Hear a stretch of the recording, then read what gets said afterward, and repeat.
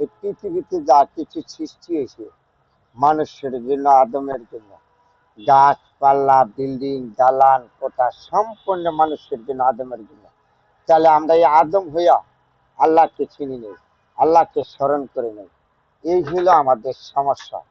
একটু যদি আমরা চিন্তা করি, আল্লাহ তুমি আমাদেরকে কিনা দিয়েছো, আমাদের গাছ দিয়েছো, অক্সিজেন দিয়েছো, গাছ দিয়েছে ফল খাওয়ার জন্য, গরম দিয়েছে, শীত দিয়েছে, ঠান্ডা দিয়েছে, একটু ভাবেন তো কয়দিন যে কি একটা গরম ছিল।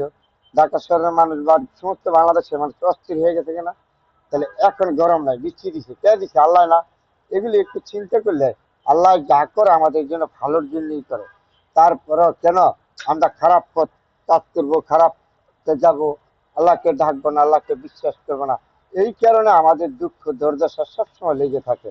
আল্লাহ তুমি আমাদেরকে মানুষ হিসাবে বুঝার তৌফিক দান করো, ভালোকে ভালো বলার, খারাপকে খারাপ বলা। কি সুন্দর! এই যে একটা কথাই বলা যায়, এইটা এই পৃথিবীতে যা কিছু সৃষ্টি সম্পূর্ণ মানুষের জন্য। নদী, নালা, খাল, বিল, আগুন, বাতাস, অক্সিজেন, সবকিছু আল্লাহর ইচ্ছা। আল্লাহ আমাদেরকে মানুষের জন্য দিয়েছে, আদমের জন্য দিয়েছে। আদমই আমরা। আল্লাহ আমাদেরকে কি বলেছে?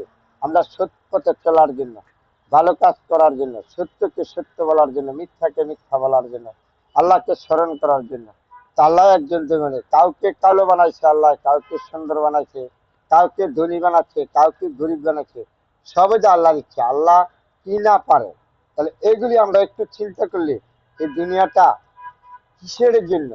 দুইটা চোখ যদি আপনার আমার অন্ধকার হয়ে থাকা, আজকে দালান কোঠা, বিল্ডিং, সুন্দর বউ, স্ত্রী, কেউ আমার সাথে যাবে? যাবে না। আসেন আমরা সময় থাকতে চিন্তা করি, ভাবি কোনটা ভালো কোনটা খারাপ।